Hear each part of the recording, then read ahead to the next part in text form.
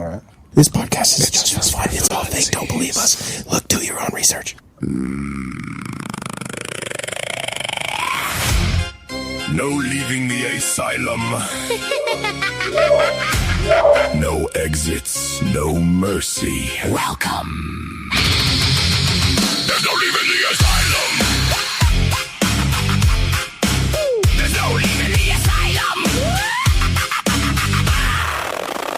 Step in the lab, yeah, the lights go red. Dry scoop psychotic, now I'm out my head. Heart go boom like a war drum head. Grip that bar, cause we don't quit. Psychotic saw got me cut like blades. Extreme in my veins so I don't feel the pain. Psychopath mode when I step in the zone. Turn weak, too strong when I'm lifting alone. Insane way, building bricks in my frame. Every rep, every set, I'm simply chasing insane games. Crampus hydration, keep the system alive. Surging, gonna keep the muscle revived. No sleep, no fear, no backing down. Iron sharp, yeah, we wear the crown. You can try to leave, but you'll never break free once you taste the laugh. You're locked like me.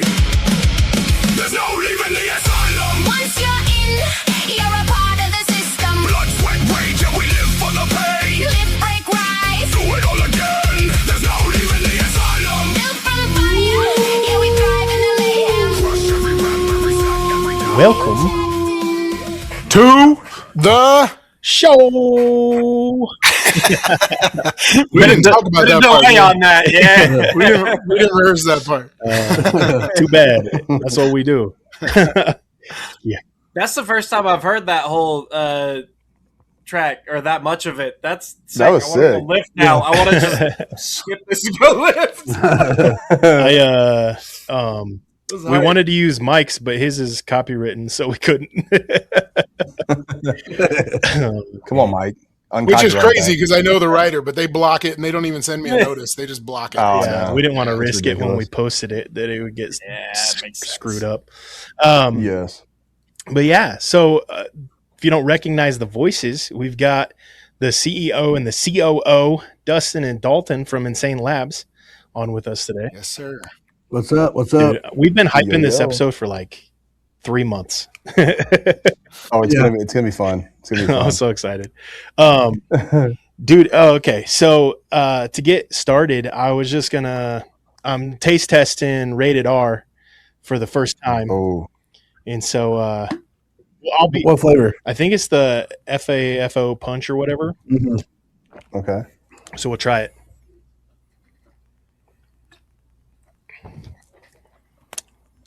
It tastes like insanity.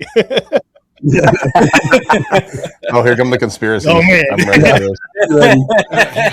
Oh man, no, that's actually I love it. It's good. It's really good. I'm excited for it. Have you tried any other flavors? Not yet. So I think what's probably your favorite flavor, Dustin? I mean, I've been drinking Lulata. Yeah.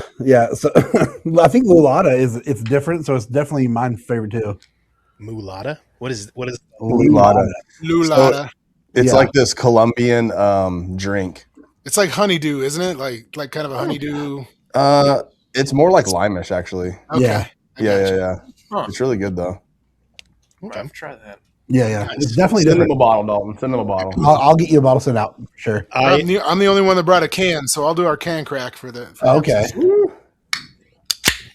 There you go. Ooh, that was a good one. What are you drinking? What is it? Just it's a baby Hawaiian monster that I Blue stole Monster? from my wife. Nice. I didn't have time to grab anything, man. I worked last night. They called me while I was at the gym and said, "Hey, can you come in and work an extra shift? Because I do a little summer side gig." And I was like, "Sure." So I got off at 6 this morning, and I was like, "I'm tired." So Yeah. I said, and I can't miss this episode, man. I've been talking about this This is for a while. awesome. This is awesome. I got in trouble with my wife for the amount of things I have, and so Every time I'm over there, man, she's like, "Yep." She gets real sarcastic about it. I Yep. think we've had a few people get in trouble with their wives Yeah. from how much. We always got deals running. We can't just pass that up. that's what I'm talking about. I know. I was in trouble until I got the blueberry proline, and then she made some. The wife made some pancakes, Oh, nice. And she was like, these are really good. And then she's like, what other flavors do they have? And I was like, oh, she's in the asylum now. She can't. Once you get them addicted, you're good to go. Hey, so speaking of energy drinks, you saw our post, right? Yes. Yeah. All right. So to let the cat out of the bag, we're officially going to be doing an energy drink. We don't have anything to send you yet, but we're going to send y'all the taste test. You're going to Yeah. Nice. Nice. I am so excited. We haven't told anybody that. Dude, that's so You guys awesome. get the first exclusive. I'm gonna be like this at the gym. I'm gonna be like this at the gym. Like, Just Yeah, dude. absolutely, dude. For real, I'll be pushing that stuff, man. I'm gonna be buying case by case of that stuff, man. I love it, dude. I'm It's gonna be amazing. genuinely excited. I mean, I've been since the very first. I think it was literally the very first live on TikTok that I found with you guys. I was like, "When are you doing an energy drink?" Yeah, we've had a lot of people ask over the years. I'm sure. Just waiting for the right time to do it. Yeah. Well, and I'm sure it's a whole different process than the chemical, combining product and stuff. So It's a whole different ballgame, and we don't do carbonated drinks in the facility, so we had to find the right partner. And I'm just super picky about that, man. Like it has to be right, Yeah. that's something we talk up about you guys a lot. Is that like when people want to know stuff and they ask questions, we're like, man, like they're very meticulous, very careful about ingredients, their facility. I imagine probably even the people that work for you and everything. I mean, it's you guys are on top of it. Do your research. Appreciate it. Well, that's. We try. I mean, a lot of the reason we wanted an energy drink from you is because like so many other pre-workout companies have done the energy drink thing, but they haven't mostly done that great of a job, at least in my opinion. Yeah. Like, and so considering how good you guys can make a pre-workout taste, I suspect you're I was going gonna to say, make fire energy. you guys drink. understand I am flavor. So excited. Yeah, that's probably the hard thing for me and Dalton. Like we flavor everything in house, so it's like when we're working with a flavor house, quote unquote, we've had problems like Proline, for instance. They sent us a flavor house. We let them have a shot at it because they were begging, and it came in and it was terrible. Dang. So we had to like redo it all, and that's kind of where we're at with energy drink. It's like send us some prototypes. We'll mess with it a little bit, send it back to you until we get the right formula. Yeah, dude. Well, one thing with us too is because we know how to flavor.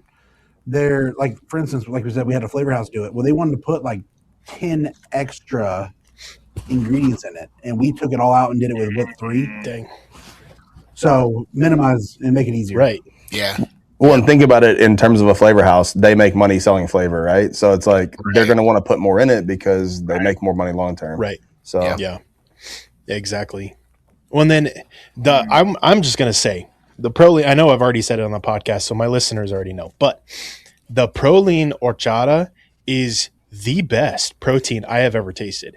And if people understood how many different protein types and flavors I have tried over the years, for me to make that claim is significant. But it's so good that if I was at like a Mexican restaurant and I ordered the horchata and that came out, I would be like, this is a good horchata. Like it is so good. It really is, man. We actually tried that too. We went to a local, like kind of a Tex-Mex place or whatever, but we tried the horchata and it was like, I think ours was better. The protein. I actually do. I'm not being mean. No. I really think It's just that good. Like what protein have you tried that's been bad? Like what protein source? Like pea protein? Like what have you tried that's been terrible? I mean, not mentioning brands, but like I'm not a big fan of a lot of like just vegetable based proteins. I don't like the flavor of it. But there's a lot of brands. I feel like they present their flavoring as like vanilla a lot of times, and they don't flavor it correctly, and so you get that weird like almost like metallic aftertaste because they didn't cover the aftertaste very well. And I feel like with the horchata, the aftertaste of the horchata is so delicious that it eliminates any aftertaste potential that could be there because you flavored the aftertaste.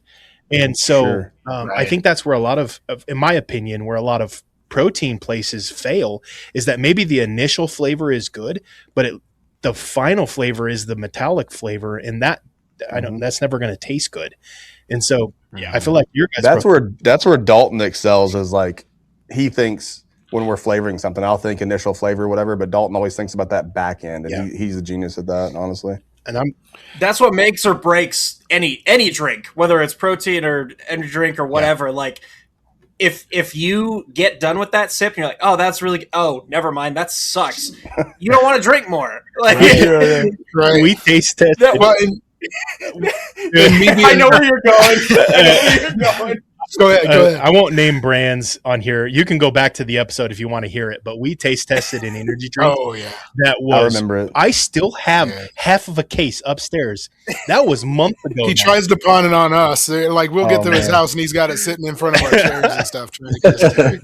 I don't want to drink it. The aftertaste is so bad. Oh, it's so bad. And it sucks because I really like those guys too. Like they've actually given us shout out, and they like. Awesome. I think I went on there one time. They had watched our 24-hour stream, and they were like, "Oh, you kind of inspired us," and I thought that was really cool. They're great. Their quality to customer service reminds me of you guys, and that's why I feel so. And that's why part of the reason I'm also not naming names is because I really like the guys, and I don't want to dog on that. 100%. I hope they get that fixed. I do too. Like maybe they can do some R&D and get it going better. Well, it might be too because there's a lot of stuff in that. I've never tried it personally, but isn't there like a ton of citrulline and a ton of other things in it? I'm not too sure, but they have a lot of the nootropics in it. Okay. Yeah.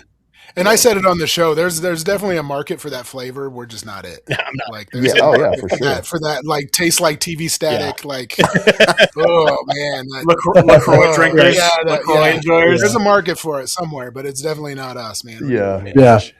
For real though. I like tasty things. Well, it's kind of like our mother protein though. Like we have a lot of people that get mad about it. It doesn't taste great, whatever the case is. But it's like, man, with stevia and natural, it does get tough. It really does. Yeah, well, and you're catering that to a specific market too, and and that's one of the things we said on the when we were taste testing that energy drink is that there's brands out there that cater towards people that are thinking the same way and like have a taste profile that way. And if somebody is vegan, your protein is geared toward them, and it gives them an option in a market where like protein it's hard to get good flavored vegan protein. I would imagine just because vegan protein isn't my favorite, but you guys do as much with it as you possibly can in order to make it drinkable, in my opinion. But and that's kind of the thing. You're just trying to make it drinkable at that point. It can't be delicious, but can you make it not bad? That's really the main thing. Yeah. Vegans are used to just passable. That's kind of the thing, right? With a vegan, you're just kind of drinking. You're trading in flavor. If you're What do you want here? You want vegan or you want tasting good? Well, you're not getting you can't have both. Yeah. Like those videos of people sneaking vegans a real cheeseburger, and like they're like, "This is the greatest thing I've ever had." It's like it's a terrible cheeseburger I've ever had. Yeah, those have always been amazing. You just got to try one. It's just like a mid. And then the explanations are great too, because they're like, well, the beef ate grass, so it was a vegan, so it's vegan beef, vegan right? That makes it vegan. There was a vegan somewhere down the line. Yeah. That's fine. You know what I really like that I appreciate you guys do is that you have levels. Like a lot of other pre-workout companies, a lot of other companies in general have like a level that they try to just accomplish this line. And you guys have levels, and we were talking about that before you guys popped on. I got the Psycho Sam, and that makes me want to like throw people through mirrors and get violent. And I'm not a violent person, and I'm like, oh boy, I gotta go down to a level, And you have levels, and I appreciate that. And for Tanner, who his levels are clear up here. I can get by with half a scoop, whatever he's doing, and just be fine. But yeah, I appreciate that you have, so many flavors and so many varieties and so many things. And, once you kind of understand, how you guys built it, one thing to the levels point is like, not only just the products, it's like the price points. We're really trying to be cautious. I mean, let's be honest, man, like a lot of people in the world are not doing as well. And we're trying to really focus on having, low price, mid tier. And then if you want the crazy stuff, it's there, you know what I mean? But at the same point, it's like, I don't want to have everything be $50-$60 and you're just out of people's price range. Right. Well, and you got people who aren't going to try it because because they don't want to pay $50-$60 for Sure. if they've never done a pre-workout and they don't know what they're looking for. I like that I can try things at that lower price and like find my lane. So I mean, we're at that point with whey protein, guys. Like we've been talking about it I think when me and Dalton first started doing the lives, like we were talking about how there's a shortage of whey coming and no one was really talking about that. But now you're looking at whey protein on our end. So here's just the reality of it. When I started doing protein, it was about $1.60 a pound, right, Dalton? Yeah. Now it's going up. We just got prices for the first quarter for next year. It's $14.50 per pound. Which to give you an example of like a 5-pound protein, not counting flavor, not counting the bottle, you're looking at about $65 in cost just on our end for a 5-pound of protein. Man. So what's that look like to the end consumer? That's going to be wild. Like I think it's getting priced out. It's pretty crazy. That's also another reason why we came up early with Proline, right? Try to get that in there. Get ahead of the one, ahead of the curve. Something a little cheaper. We're also looking at some new things, some different type stuff too. So that's awesome. The dumb thing is, I feel like a lot of that whey is just going to because whey is becoming popular, which is good because that means people are starting to realize how good protein is for you.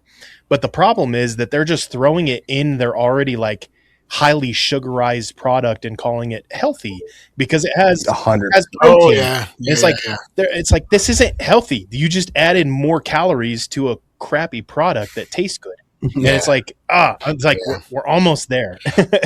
We have one of those like health drink places here that they do a protein drink, and it's like $12, and it's supposed to replace your lunch and stuff. And I was like, this is so sugary, and this isn't doing it for me, because I still want to go eat lunch. Yeah. But the proline reminds me of, because I wanted to try, when they first came out with the clear protein. Because I got to really watch my sugar being diabetic and stuff. And it reminds me of what I wanted from the clear protein. Oh, good point. Because that clear protein it's rough, but it mixes so well. Like the texture is great, but man, the aftertaste on that, you can taste it days later. It's the aftertaste on the sweeteners in those. And when I first tried the blueberry, you guys don't mess around. That blueberry is it's so good. Punch in the face of blueberry. So you want to hear a conspiracy that I have? Let's do it. Okay. All right. So let's do a protein conspiracy. Let's do this. So Milk Specialties is where we get our protein from, right? Okay. So then they were acquired by private equity. Well, recently the food pyramid got changed to where it's high protein, Well, a lot of these companies are all tied to higher up levels, right? So I think there's some kind of thing where it's like, yeah, we'll make the food pyramid this, tell people to buy more protein, and then we own the company that makes the protein. Therefore, we're going to double the price of the protein. I think that's very pulling a big sugar on them. Yeah, for facts. Yeah. That sounds perfectly logical. Hey, logical is a sick word. Logical. Welcome to hanging out with Tanner. I love it.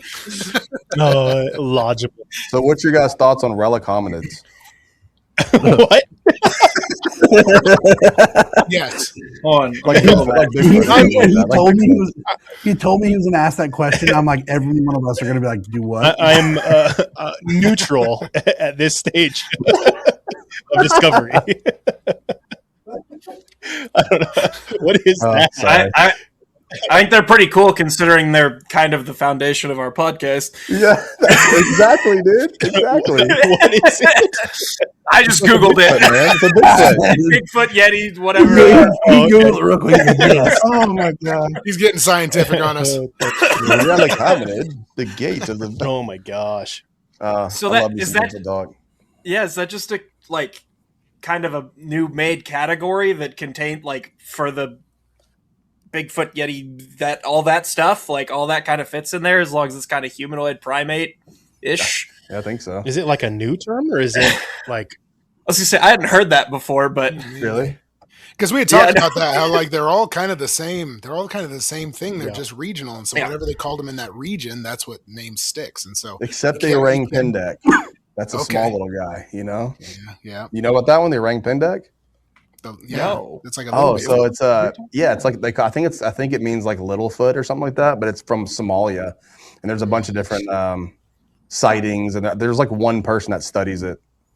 Like, I don't know, goes all out for this thing. But yeah, I'm really into Bigfoot. If you don't know, don't know if it's real. Like the idea of it. Yeah, that's where honestly where we're kind of at on it. I had a weird experience shortly after starting the podcast. So early on, we talk about it. I was out playing disc golf with Phil, and something yelled my name. I know that for a fact. And then when I looked back, there was just a shadow being in the shape of like a Bigfoot. And when it passed out of sight, because I was walking, a tree passed between me and it. And as I passed by it, it was gone. And so I don't know what it was, but it was definitely not an animal. And so that got me more into it. And one time when we went driving in Northern California, I realized how big the wilderness is there. Like, dude, it's crazy. It's right? like it's like the state of Colorado is just the big it's just like a forested area that doesn't really have anybody. Like, there's nobody living in that area really. It's just crazy. Yeah, but that was before the podcast started. That was kind of one of the precursor things. I remember you coming back from that trip, and you were just like, Bigfoot might be real. And I'm like, what? And so then, you started telling me about, like, there's no roads that go through, like, this area. It's just around. You just go around. You don't go through it. There's no people there. It's just forest. And you're like, some could absolutely live there and not be seen. I was like, interesting. And then it was probably a few months later, you got talking about the red heifer thing. And then you're like, you want to start a podcast? And I was like, yeah. I'm down. Hey, Dalton, tell the story about your dad.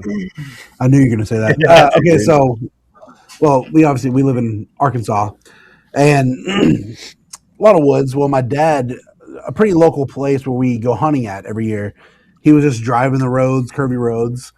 And first of all, if you know my dad, he's not like Bigfoot, nothing, right?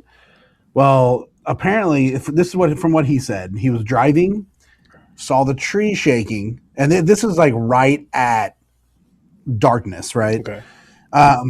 Tree shaking, and then a large man ran across the road. He said it was like at least 7 foot tall, right across the road, right in front of my truck. And we're like, okay, like, he's like, here's the thing. He's like, I don't believe in Bigfoot. I don't believe in anything. He's like, it was either a Bigfoot or just a big naked black man running around the woods. He's like, I don't know which one. He's like, it's Arkansas. It's 50-50. So he's like, I don't know what it was. He's like, but right across, he's like, the trees are shaking.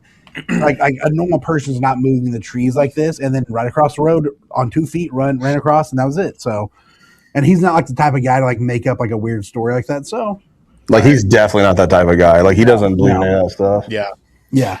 We've come across that kind of as a theme quite a bit in our research, like people that have, shared stories about it. A lot of the people that have come out with that stuff and like the stories kind of match up in terms of like what they witnessed. A lot of it does come from people that, by all accounts of people that know him, are not the type of people to just make stuff up or like say something like that. A lot of them don't even really want to talk about it that much, but they told somebody they trusted. They're like, you should tell people about this. Sure. And they're like, okay. A big gauge for us too is when somebody writes a book about it or somebody tries to profit from it, and they open a souvenir shop and things like that, we start to get skeptical. But if it's just somebody out with their family and I mean, that makes it believable for us. Yeah, I think a lot of the like legacy Bigfoot people, like, they're definitely out for money. But I mean, there's a lot of these stories I think are somewhat hard to discount. And whether they're seeing something and maybe misinterpreting it, that's very possible. Because I mean, you do get scared. You kind of, like I say, if you see a grizzly walking around or a black bear walking around up on, hind 2 feet, you could definitely, from a distance, I think, For sure. Yeah. For sure. Yeah. Which we actually, I live pretty close to Jasper, Arkansas. And every year they have a Bigfoot, what would you call it? Like, not a convention, but like a Bigfoot festival, a jamboree kind of festival. Yeah, in the town, and they do Bigfoot calls and stuff. So it's pretty cool. Do you have a Bigfoot call? No, I don't. On the episode, Jason does. I'm still working on it though. So on the episode that releases, well, for you guys it'll be tomorrow, but for our listeners, it was last week. We did Bigfoot calls, and sick. They were good. They were good. We're lucky we didn't have any big feet coming crashing. They were good. It was pretty sure they were more like cows, but it is what it is. Kind of the same. Who knows? Funny thing, Dustin, how long ago did you have that podcast? And that was we did a podcast probably 10 years ago, maybe. Probably. Yeah. He used to do a podcast, and one of the people that we had on it was Jeff Meldrum, like the world-renowned Bigfoot hunter, which was awesome. He came on it, and he actually sent Bigfoot footprints that he actually found himself in the woods. He made the molds and sent them to us. So I still have some. Wow. Oh, that's actually one was from the Patterson Gimlin. Remember? Yeah. Wow. Which may be bunk now. Who knows? But Austin, you were on the podcast game early, huh? Oh, way early. Yeah. Yep. Huh. Yeah, it was probably 10 years ago or so. We did that. We had a few different podcasts. We had like an Insane Labz podcast, and they're always just kind of wild. I mean, we weren't really just talking about the products. Yeah. It was like on the one podcast, it was called Man Sanity. We did we had Jeff Meldrum, the Bigfoot guy. We had Stanton Friedman, the alien dude. And they both died since, but so maybe we're just a bad luck. I don't know. Gosh. Okay, now you tell us. No disclaimer ahead of time. Yeah. Let you know after. They were older though, so there you go. Yeah. Mike. The one thing about me and Dustin is we never do stuff too serious. Yeah. No. We always go into what we're doing to more or less have fun, have a good time. Yeah. That's why we were gonna do our own podcast, and we did one episode, and we were like, yeah, this isn't for us.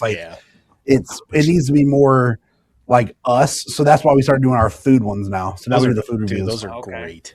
Yeah, those are fun. Yeah, those are more us for sure.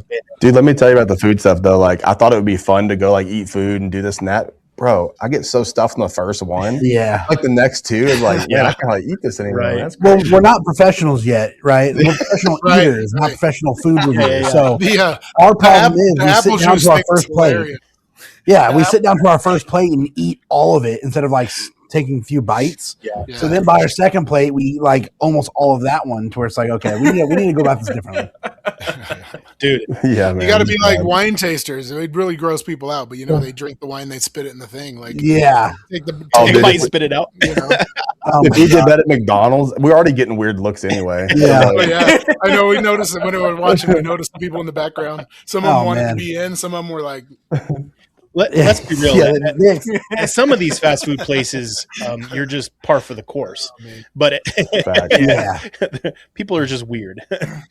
For sure. The one that's always weird is Wendy's for some reason. We walk in, they just look at us like they want to murder us. I'm like, that's the workers bro. They look at us and they're like, oh, these guys. And we're like, man. Wendy's is kind of gangster, man. I don't know. I worked at Wendy's in college. We got to watch our back in Wendy's, man. Every time. We have a ministry that meets on Tuesday nights, and then after we get done with service, we go and hang out with the college students, and we always go to McDonald's. And McDonald's started locking the door on us. They're open till midnight. Literally, we had to find somewhere else to go because it'd be 8:30 at night, and they would lock the door so that we couldn't get in. It was so stupid. Oh they hated it. And we were respectful. We cleaned the place and stuff like that. So it wasn't like we were being obnoxious. That's something Wendy's would do here. Yeah. McDonald's is more on that Anton LaVey type stuff, though. They probably see ministry. They're like, that's not the right ministry for me. Exactly. The Wendy's I worked at was in it was in Fort Collins, Colorado, and it was on Fraternity Row. So all the fraternities and sororities were right there. And so we used to get the dumbest stuff coming in. They'd order I need a large fry with extra salt and no fries. And they giggle and we'd just be like, oh, yeah. Streakers and, there's dumb stuff. Streakers and Wendy's is wild. Just straight. Yeah. Yeah. If the basketball team scored 80 points, we anybody who was at the game got free large fries. So we would be listening to the game, and they'd be at 79 points, and we're like, "Don't do it, don't do it." And they'd score, and we'd be like, "Oh!" And it would just be 2 hours worth of just serving up free fries. That's brutal. So Dalton, no, sorry. No, this was for Dustin. Sorry. I was told that you used to be into ghost hunting, but you had an experience. Is that right?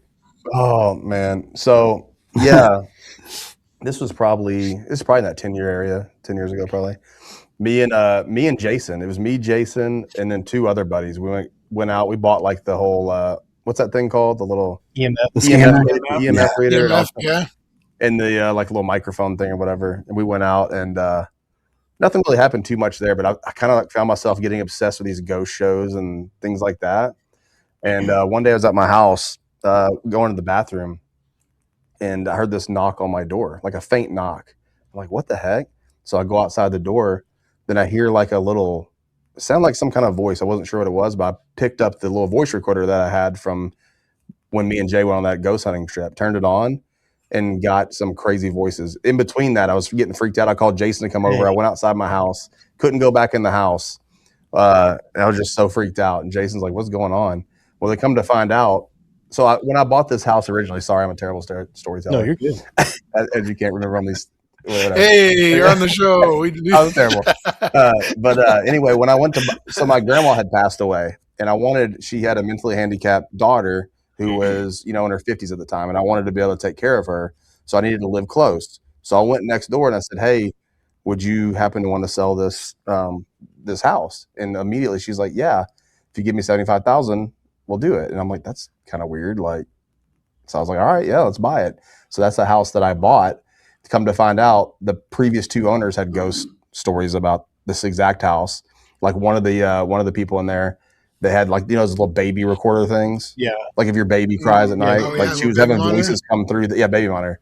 She had voices coming through that. Oh, heck no! It was wild, bro. Even to this day, I rent the house. The guy that lives in there now still has stories about it. It's pretty crazy, man. He works here actually too. Oh, nice. Well, also,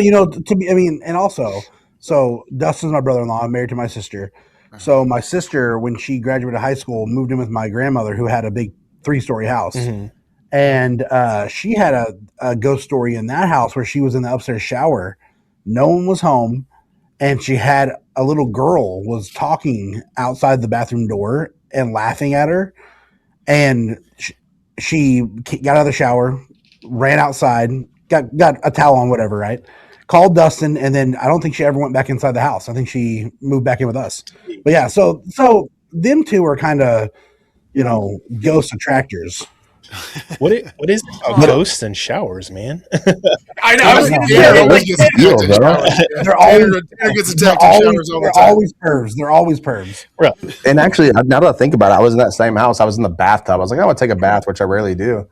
And I heard this like little crazy voice popped out. I freaked out, jumped out of the bathtub, ran outside, butt naked outside with a towel on, and what's up with these dudes in showers? There is the theory of water, water being a gateway and stuff. I've seen that true. before. Yeah. Water and sound, combined together creates these vortexes and stuff. So it could be the water. I don't know. Bathroom's the supernatural Thunderdome. Because I know a lot of you better be prepared. Yeah, a lot of the legitimate ghost hunters, they won't ghost hunt during storms when it's raining, and they won't. Then they have the people turn off all the water to the building before they do the ghost hunt, because water creates weird anomalies in like the electromagnetic field and stuff, and it can sound like voices even though it's just water dripping. And the matrixing in the microphones picks it up as a voice. So they make sure there's no water happening. So I don't know, it's weird. Maybe there is a connection there. Maybe. I think from the experience I've had, I think what it all boils down to is like, if you want it to happen, it will. If you don't want it to happen, it won't, type of a thing. Like if you start getting obsessed with it, you're inviting it in. It kind of goes back to the Bible, right? Like, that kind of stuff. Like, I mean, if you get obsessed with something, then it's probably going to happen, Yeah. I think it goes to sleep paralysis and all that stuff. I have a really bad issues with sleep paralysis, like for a long time. And, I think God has helped me through that, honestly. Yeah. Yeah. I've got the sleep paralysis crazy. We just talked about that not too long ago. I had some crazy sleep paralysis when I was in college, and like to the point where I could even like see the being like hovering over me. And I was pretty obsessed with, kind of like you, Dustin, I got real obsessed with ghost hunting and stuff. And at one point, I actually had a casting call for one of the ghost hunter. They were doing like expanding their team, and they were having casting calls, and I got was approved for the casting call for that. And then shortly after that, I gave my life to Christ, and ultimately, like, I just decided, I was like, you know, I'm kind of what you're talking about. I was like, I'm obsessed with this, and this probably isn't good for me. I should maybe cancel, you know, turn it down or whatever. And so I never ended up going and doing it. But there for a while, I was like really obsessed with it. And I had so many experiences, like playing with Ouija boards and all kinds of stuff. And I think that a lot of that was opened myself up for those attacks that I had. And we've talked about them plenty of times on the podcast. Nobody wants to hear me talk about them again, but no, but that's what it is though. You get obsessed with it because it's interesting. Yeah. I mean, because I think most people think that, like, oh, if I play with a Ouija board, there's not going to be any responses or anything. But then you play with a Ouija board and all of a sudden it's responding. You're like, oh, I can actually communicate with this. What is it? And it's like, yes. Here's another level. We used to play with the Ouija boards, and there was a girl that one of my friends was dating that said, well, you're fine, because what you do is it won't point at the number 3. And as long as you wipe the board down and ask him to leave afterwards, you're fine. And we're like, oh, okay. We're just trusting some random girl that showed up at the party. Trust and me, like, bro. yeah. Oh my I was god. like, oh, okay. All right. She seems like germs. She did like germs. The germ Wipe the board down, The yeah. germs. That's all it was. Yeah. I mean, the Def Leppard shirt definitely lets us know that she's legit. Yeah, exactly. You want some sugar pour on her, man. That's all it is.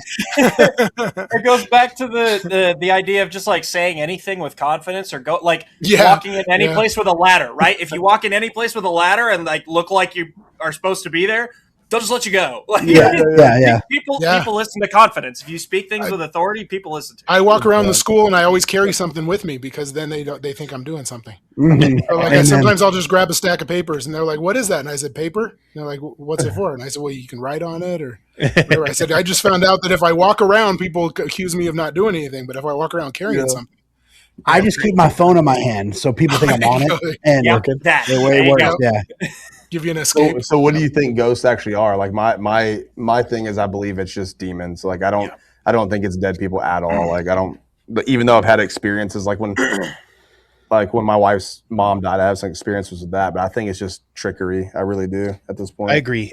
My personal stance is, and now I don't know whether the demons, because biblically, it doesn't actually say that demons are necessarily fallen angels or if they're, you know, what they are. But that's kind of my stance as well, is that I think ghosts are just demons.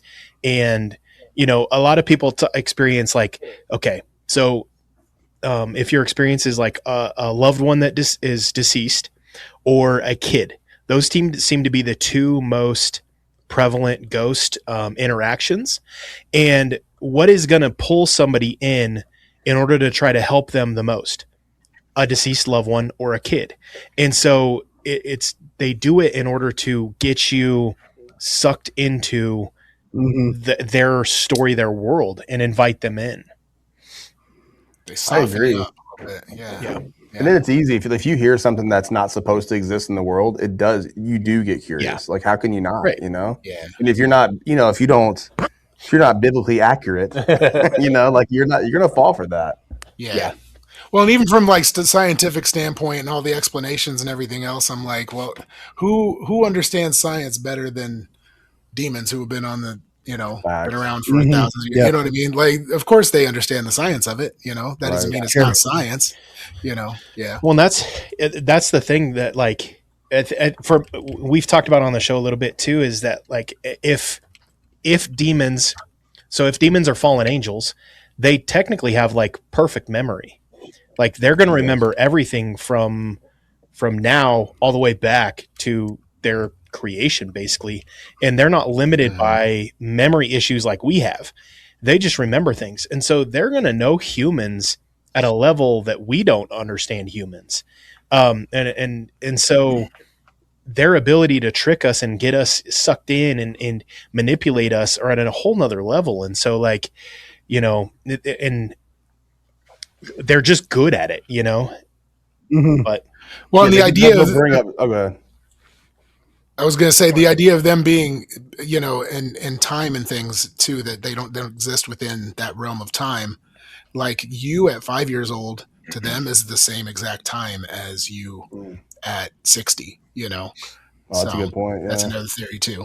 That they don't see you from your progression. They see those two things at the same time. Yeah, I like that. Like the stuff that you will forget. Like most people are not going to remember under 5 years old for the most part. They remember all that. That is wild. Yeah. Yep.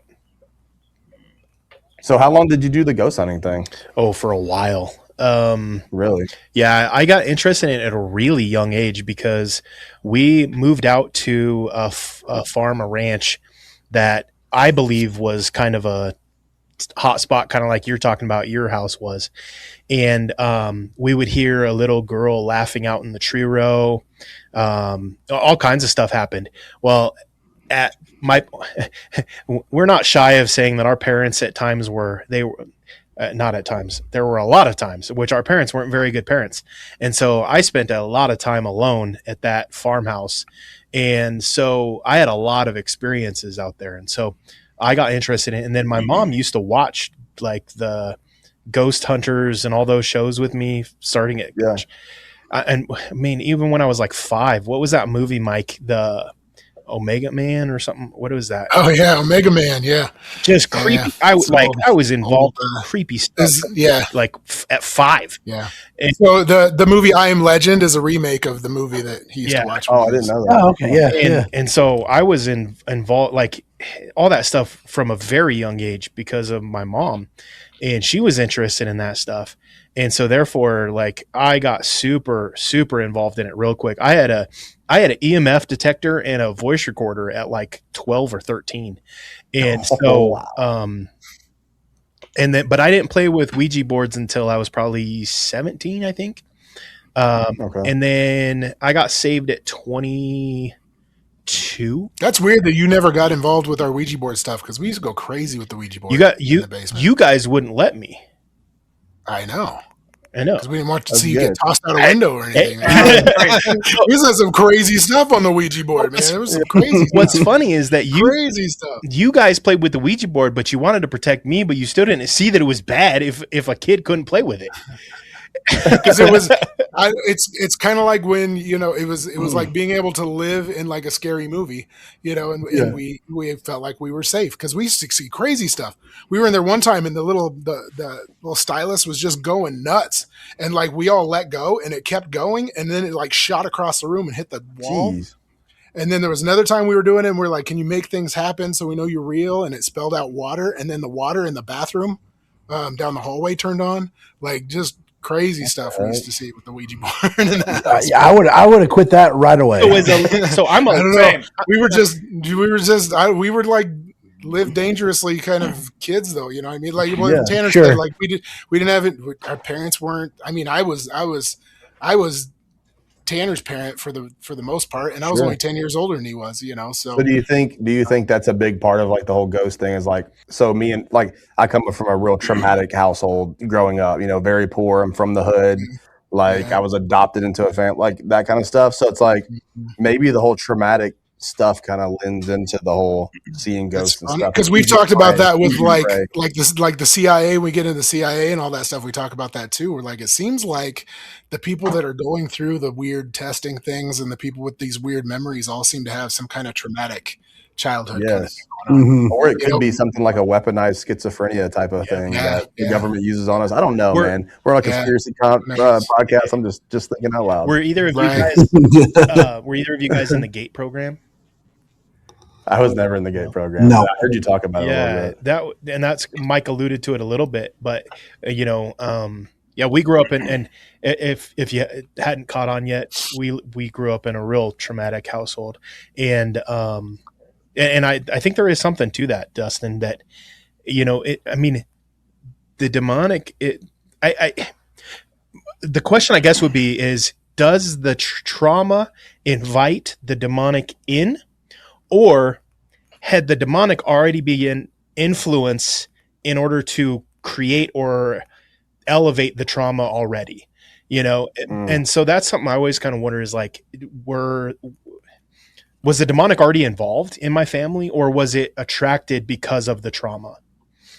Chicken or Yeah, the egg? which one came first? Yeah, right. Ooh, wrap your mind around this one. If time doesn't exist for them, could they have gone? They see you're successful. They see you now, and they try to go back to your childhood to create a different path, and it either works or it doesn't. And you wouldn't know. Dude. You wouldn't know. But And speaking of success, man, it's like interesting. whatever you want to consider success as. If you want to consider it money or whatever, like that's the biggest trap there is. Like, I mean, definitely. it's so easy to fall into carnal kind of temptation that way for sure. And that's what I've found out too, demons is know that. the money takes care of itself if you're, the success isn't in. I agree with you 100%. Like, look how successful you guys have become. And like, you guys were never chasing the dollar sign. I mean, you guys were just having fun chasing what you love doing. And here's a little thing. Like I had the governor come here of Arkansas. What was that, Dalton? Like 7 years ago, probably? 2000, right before 2018, I think, right? Yeah, I think it was 18. But I mean, I lost over $100,000 over that whole ordeal because like I just refused to. It's just you got to go once you let them have a piece of something, or I mean, let them in, dude. It's kind of like a demon in a way, man. Your business is never the same, and you're just doing everything to please a authority or whatever at that point. It's kind of scary. Man, that's crazy. Well, that's even like, because we talk about Javi a lot too. He's become a pretty good friend of ours. Through the stuff, and like talking to him about music stuff and how he's just like, I like the individual, I like the the independent artist thing, because I feel like I'm selling my soul, and because he's talented. That dude, he could, he could through the roof with Sony or anybody. He'd do great. Oh, and he's had Sony. He's had many of these reach out, like for sure. Like I'm on the emails. He's not about it. He's in it for the love of the music, and just like that self-respect of knowing who he is and not compromising that. Self-respect, I respect that a lot. Me too. 100%. No, he's a great guy, man. He really is. He's one of those guys in the industry that's just. I mean, he's in the industry technically, but he's on the outside for sure. Yeah. Right. Kind of both. Yeah, exactly. Yeah. And just a good person. Like I said, with my music stuff, it's always been kind of just a silly little side pipe dream kind of thing too. And he just, he pushed me to do stuff. And I'm like, that's cool. Like you have no reason to do that. And, I'm an old guy. I'm established. I have my career. I'm getting close to retirement. Like why, but he's just like, nope, we're doing this. So but music doesn't matter. That music doesn't care about age. It really doesn't. It's just like the outside influence, really. And the thing about it is, like, Javi's always tried to help people get into the space. Like he always, he's always, and he's helped a lot of people in their career as well. You know? Yep. Yeah, for sure. Even though he looks 16, he's 30. He's got that Nika skin, man. He can't ever. He can't eat Nicaraguan, by the way. Okay, so we have to ask you how is Javi connected to Insane Labs other than he does lives? So I met him. Let's see. Okay, so I had hired a rapper a long time ago by the name of Ozzy. He went by. Well, then I found out, and drugs kind of took a hold of this guy. He just couldn't stay on the right path. Well, I found out so Ozzy had a guy named Javi do a feature one time with him, and I found out Javi was his engineer. And I was like, dang, who's this Ozzy, or who's this Javi guy? He's incredible, And once I'd had to drop Ozzy because of the drug problems and stuff, I reached out to Javi and said, hey, Insane Labs Music is looking for a new artist, and love to talk to you. And that's kind of how it happened. That's cool. Flew out to Florida to talk to him. And ever since then, it's been great. That's awesome. Good deal. Dude, you guys are involved in so much stuff. Like I just found out you've done movies. I was like, because we were looking stuff up for when you guys are going to be on the podcast, just doing our due diligence to be good hosts, so that, like, I don't know. I hate when hosts are just like, okay, talk. And you're like, okay, what do you want me to talk about? And so we were looking stuff up, and we found the. Oh yeah, we deep dug on you guys. That's the good. movie. I was like, not much on me, mostly Dustin. Yeah, dude, literally nothing on Dalton. He doesn't exist. I'm pretty sure he works with the man. He's a Dalton's the asset. Sure he married into the family, and to keep tabs on Dustin. No. I can't even find a picture of Dalton anywhere on the. No way, man. Like, it's too funny. Serious. Even Jay and Shu, I could find stuff on them like crazy, but Dalton, I couldn't find yeah. a whole lot on Dalton. He just doesn't exist, man. Dude, I'm background. He scrubbed the entire web. I did. But Yeah. dude, so like, how you at one point you had mentioned that you've started just an insane amount of businesses. What is that Yeah. like? Like, what do you start them, sell them, or do you start them like kind of realize this isn't what I'm into and then move on? Like, what's the process? It's usually that. It's usually I get bored fast. So I think I've done about 144 total, but yeah, I have sold some. Some just honestly, dude, most of them just don't work. Okay. That's just a fact. I mean, the thing with business is it's like you got to go into it kind of knowing in the back of your mind it may not work, but you're not going to quit. That's really the main thing for me. That's so awesome. You can't be scared to try. You can't be scared to try. Yeah. Well, and that's the thing too. Like financially, we talk about finances and stuff too. Like financially, I have a lot of ideas, a lot of things I want to do. But man, I tell you what, and when you're married, and my wife is she controls. She knows. She can tell you exactly how much money we have right now. I have no idea. You know, she's like, "Hey, don't buy anything till Thursday." I'm like, "Oh, okay."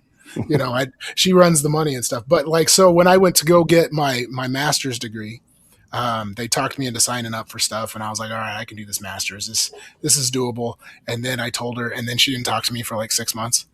So, but I went ahead and did it. And then I got, I ended up getting 2 master's degrees. And now we make, I make 3 times as much money as I would have otherwise. Right. And again, I wanted to do it because I wanted to be a counselor. I didn't want to be a teacher anymore. I wanted to be a counselor. And so, I don't see it the same way she sees like this line, and I just see these passions, and I like recording music. I only do it when she's not here because she stands across the room and just like stares at me. I Gives me dirty looks because I went and bought a new mic and stuff, and like When I bought the building we're in now, that was in 2016, and there was like no plans at all for it at the time. Yeah. Like that was like my wife got mad at me for it. I mean, it is what it is, but I had to you always have to kind of be like looking out for the future, because if not, like if I wouldn't have bought this building, we'd be in some serious problems right now. Yeah. Right. Like we would have outgrown everything, you know? Yeah, that's We outgrew our first facility within 6 months. crazy. Yeah. So we started in the back of a vitamin store, what was it, Dalton? 300 square foot, probably? If that, yeah. Maybe 300 square foot. Then we moved to about a 2,000 square foot building where me and Dalton and Jason, we were literally hand loading pallets. Like we didn't know what a pallet lift was. Yeah. I mean, then we moved to another barn that was about 5,000 square foot. And that's what eventually turned into a manufacturing facility, because we couldn't rely on our other manufacturing facilities. And then that 5,000 square foot building turned into a 35,000 square foot building. Then we bought the lot next to it, which was a car lot, just so the employees could park there. So we had nowhere for the employees to park. And then now we're in this building. But it's been a lot of changes over the years, like in really the last 8-9 years. Yeah. And it's happened fast. I mean, we were talking about like, a business from the bottom to the top. Like you guys have grown a lot in a short time. Very fast. And I know even now, like you guys are having a hard time keeping up when I'm in the lives, and they're like, when's Krampus coming out? You're like, whoa, time out. We've got some other things going on. Yeah, you guys have a hard time keeping up with what you have even right now. Yeah. So yeah, you guys are killing it. It gets tough. Yeah. But it's a blessing though, for sure. I mean, like when we were making we were at one point, man, we were making, and this is in a smaller building, we were making probably 300 plus brands, like, and I won't say the names, but like big brands, like brands you guys know for sure. Yeah. We were making. I could tell you off camera for sure, but like at the end of the day, like, I mean, it got to the point where we just could not keep up. Yeah. I mean, we had a giant flood in here that happened. Do you guys know about that? So so here's a crazy story, man. So this was in 2000. I think it was 18, wasn't it? It was just before the governor came. Okay, so around 2018, we had a crazy rain that came through, like Noah's Ark type rain or something. And one of my guys called me. He's like, "Hey, Dustin, the electrician's up here, and the building's full with 4 foot of water." We were building out this facility. The entire facility was almost built out. We had about $600,000 in dry goods in the back, in every bit, and then about $1.5 million of other people's stuff that like other brands had sent to us. It literally flooded the big. in the back of the facility, a big door busted down. Water just came through from a big canal, flooded the entire building, ruined everything. We had to redo our entire build out. Like, and this was back, like, we weren't doing as good, man. It was crazy. That's crazy. There's actually a video of me talking about it on YouTube, like the day after. It's like pretty emotional. That's crazy. Yeah, I'll have to check that out. It was wild. Man, that's brutal too. But the fact that you were able to persevere even through that stuff, you know, for me, it speaks volumes to the kind of person you are.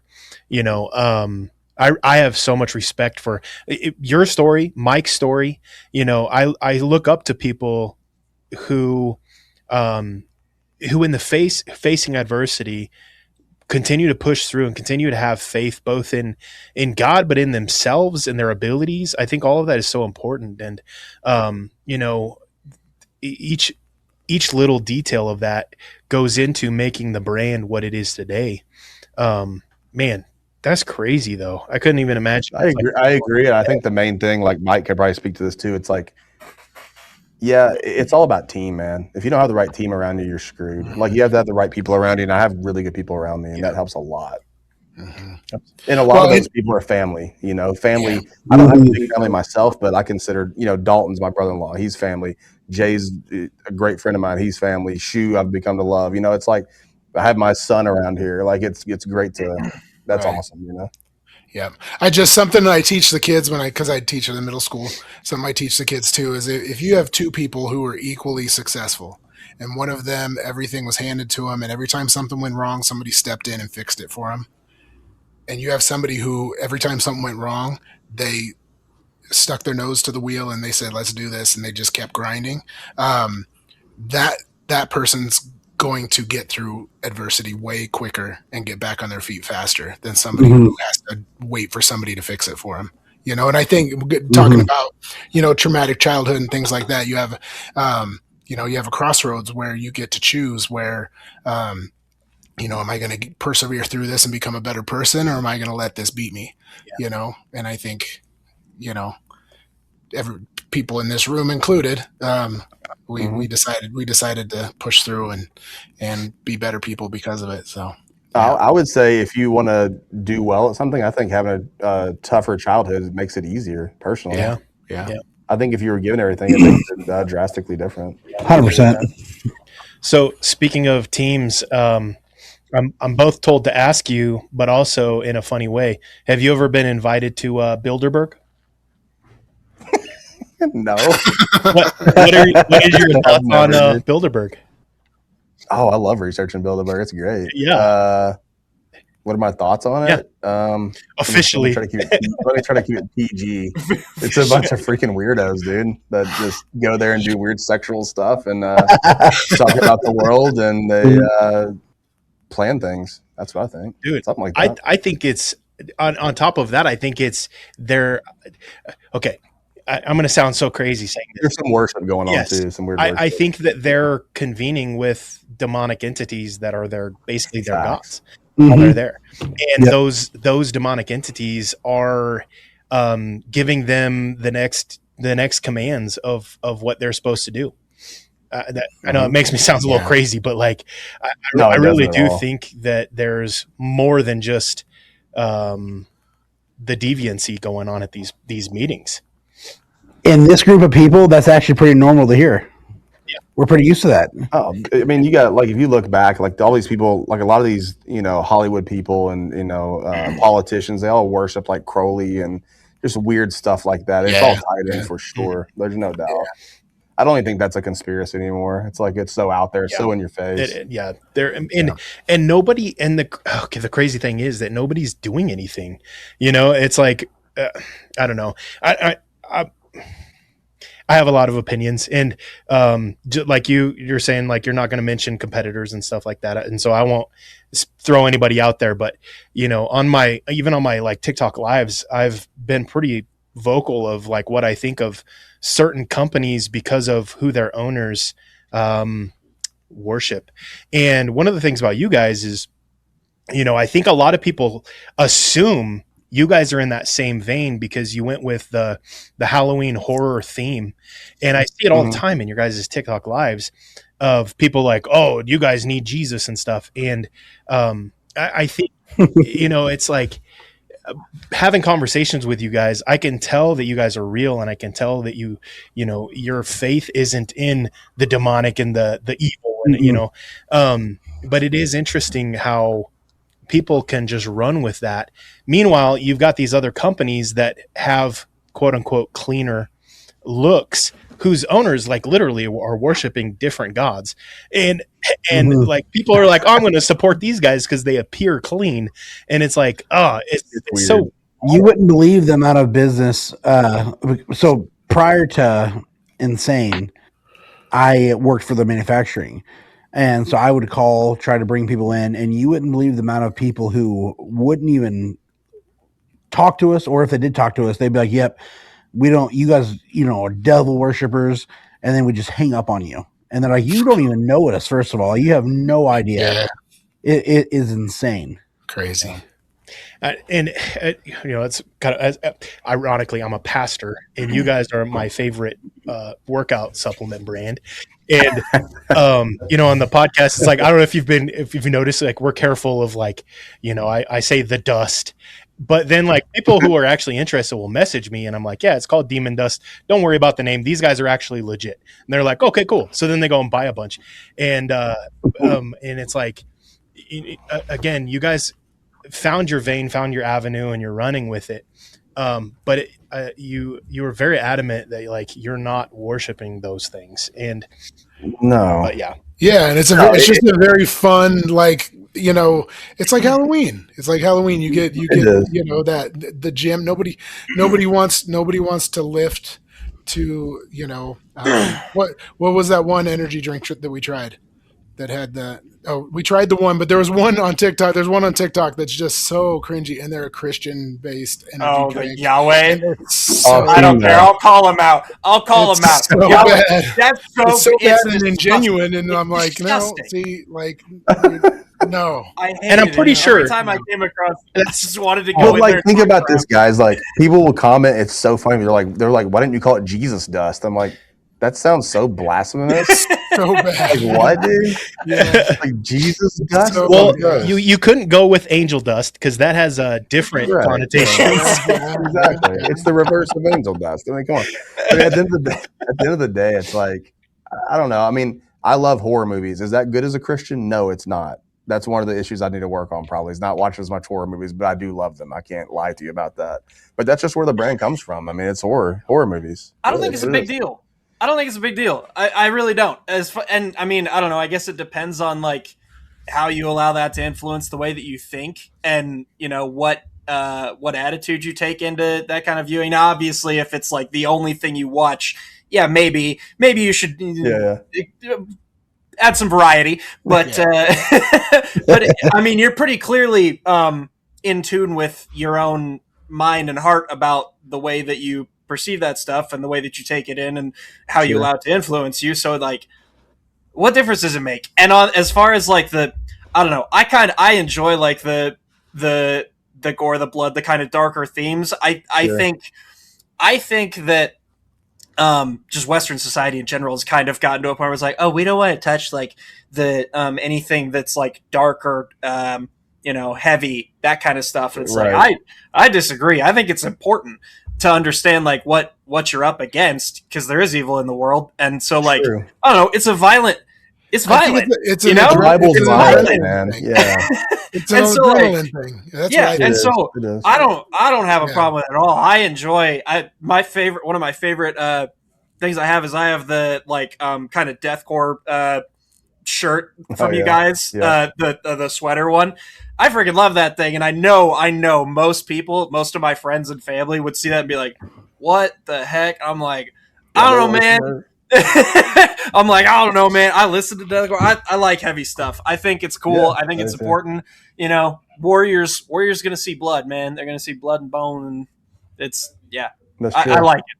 I like it. I think there's definitely. Go ahead. I was gonna say, I think there's definitely each person is different, and I do think that there are some people who their convictions prevent them from doing anything even associated or named or anything that even, like, hints at that. And I think as a Christian, it is very important for you to follow your convictions when it comes to stuff like that, because there's a reason you have those convictions. If you are influential, that's a word. Love the word. Love the word. Yeah, I'm loving it. If watching those things is going to bring you to that dark place, you need to avoid that stuff. And there's a reason you have the conviction to avoid it. And one of the best. Have you guys ever seen Nefarious? I actually haven't. No. So it's a what you would call a horror movie that's written for Christians, Christian horror movie, whatever. It's a great movie, but it's a good movie. But one of the things, like as a pastor, I'm very anti cheesy Christian movie, and it's good. It's good. Yeah. Okay. I'm very anti cheesy Christian. I'm one of those people that's like, if you're gonna call something Christian, make sure it's good first.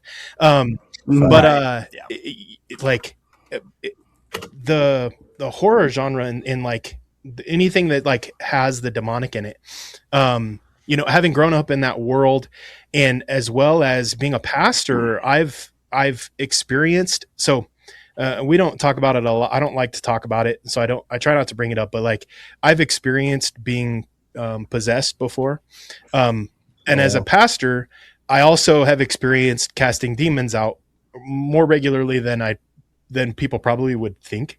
And those movies, one of the things that is true about those movies, that even though they are scary, and again, to each their own, if you need to stay away from them, that's your conviction. But watching those movies, the one thing that is true is that through most of them, some of them very much not so, but most of them, they're showing the scary, but at the end they still show that Jesus and God are the winners, even if it's not a Christian movie at times. And because there is no denying the reality that Jesus has the final authority. He has the power. And when we give into that fear to the level where it's like, when you give into that fear to that level, I feel like you're giving it more power than it deserves by treating it as though like it's this horrible thing that if you watch it and you have it on in your house, that everybody's going to become possessed and it's going to be this big show. And it's like the enemy doesn't have that kind of power. And so, but some of them, I wonder too if there's some guilt. I wonder if there's some guilt there too. Like, I'm not living my life the way I'm supposed to be, so I need to overdo it with all these things I need to safeguard.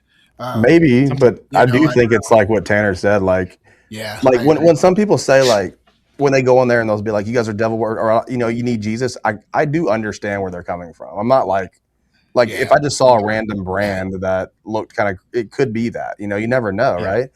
But at the end of the day, I mean, like I feel like me watching them as a Christian, it does seem weird to the outside, but it doesn't change me, I guess, is what, kind of like what Phil was saying. Yeah. Well, and I'll just say this, if I was the enemy and I hated Christians, you know what number one thing I'm going to do is I'm gonna create a product that is not healthy for you, and I'm gonna advertise it and gear it towards Christians. I'm a theme it Christian. I'm gonna lie and call myself a Christian. And so, like that one energy drink that we saw on TikTok is like, the owners clearly weren't Christian. Just by the verbiage is like, you could tell. It's like, it was so bad. It was so cheesy. It looked like they watched. It looked like they watched like a mega church TV show. Like watched a mega church on TV for a couple hours, and then they're like, "We're just gonna take everything that they said and we're gonna put it in an energy drink." Well, even they were like making puns. They were making puns out of like Christian terms that I was like, that doesn't even make sense. What are they even saying? So the one you are talking about, this Yahweh energy with the 3 crosses on it? I think so. I believe I'm looking so. at it No, right now. Forgiven was the one we made fun of. However, there is one that was Christian that we tried on the show, which was actually legit. It tasted good. It was themed in a way that's not like, hey, it was subtle. Yeah, it wasn't it's like called, and I don't know if we want to name names, but it was called Agape.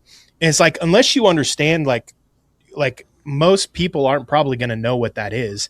And so it wasn't like overtly like Christian energy drink for the Christian. Is like, it's a little more subtle. It's like, those guys might be Christian, but they might not be. Right. I don't know. That's the problem. I have no clue whether or not. I will say it always does seem weird to like make money off that. Yeah. I don't know. Mhm. I agree. It Like does. you know what I mean? Like to make a Christian thing and then make money off of it. I don't know. it That's seems what you weird. should say Yeah. from now on. When people are like, "Oh, you're demonic," you should be like, "Oh no, I'm exploiting him for my gain." Be like, "Oh, demon dust, that's evil." No, I'm exploiting demons for my Yeah, gain. you should want to exploit. Yeah, I'm Marketing exploiting the genius, I love snot it. out of them. Yeah, dude. That's actually I'm good. not I honoring like them. that. I'm exploiting them. I'm exploiting them. Oh my gosh. But no, like, is that like a thing now? Like the whole Christian energy drink thing, or what? I don't I've seen like 3 or 4 different companies trying to do it. I haven't seen it in a few weeks. I don't know if I just managed to weed it out. Wouldn't of it my be algorithm weird? or what? But I don't know. Wouldn't it be weird if you guys influenced that? Like somebody was like, I know these guys got this whole horror thing covered. Let's do something different. Let's go the complete opposite direction and see if we can Look, make money. dude, I won't doubt that because whether like you can say what you want about us, but we definitely influence the entire like Oh yeah, look of definitely. everything here, and then like even like in terms of like mainstream, like Liquid Death, that would never Yeah, exist without us. no. It's true. Yep. Yep. I agree. That's true. I agree. And I see some even with their imagery and their graphics and stuff trying to copy you guys that'll pop up every once in a while. Oh man, on- it's on social rampant. media It's, that I'm like, and then- man, it's really a that's pain in the crazy. butt. We've noticed it a lot more over the past year. It's like everywhere you look, it's like what? No way! Like you guys were the first to be doing the lives. Everybody is on TikTok live now. Like everybody. So there's a big show. Well, there's a few of them. The Olympia in Vegas they have every year, right, for supplement industry. And we when did we stop going, Dustin? 5, 6, 7 years ago. Yeah, it's probably actually 2019. yeah. So we stopped going, right? It's kind of a waste of money for us. We actually used to go the last 2 years and just had fun the whole time. But anyways, this last year after we were doing our lives, we had some people come back and we got on a call with another potential client. And they came back and said, you wouldn't believe the amount of times we heard about Insane Labs and TikTok and your guys' lives. Good. How everybody talked about our lives about, because let's be honest too, the most of the other ones you see is like a fitness girl or a guy sitting in front of like a backdrop and just talking, right? Have no. And then you have me and Dustin sitting here with a chainsaw going crazy, yelling, you know what I mean? So it's our lives are completely different. There's one guy with the cut. He's got the cut shirt and he's all veiny and like he's got the wrong color spray tan and like just like veins in his eyeballs. And I'm like, whoa. Yeah.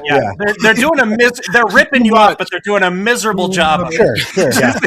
And then you always have people pop on like, you guys take the products? Like, yeah. Wouldn't you want a normal person taking the products versus someone who's taking steroids and saying they're taking the products? Exactly. It just doesn't make sense. Exactly. It doesn't make sense. The fact that you're it's not just- I don't know. a fake fitness model, I don't know. Like, yeah, I want to buy products from you because you know the product. Phil, Well, We don't do before and afters. We don't do sexualized content. We've never done that. We don't do I that. respect And that's the industry.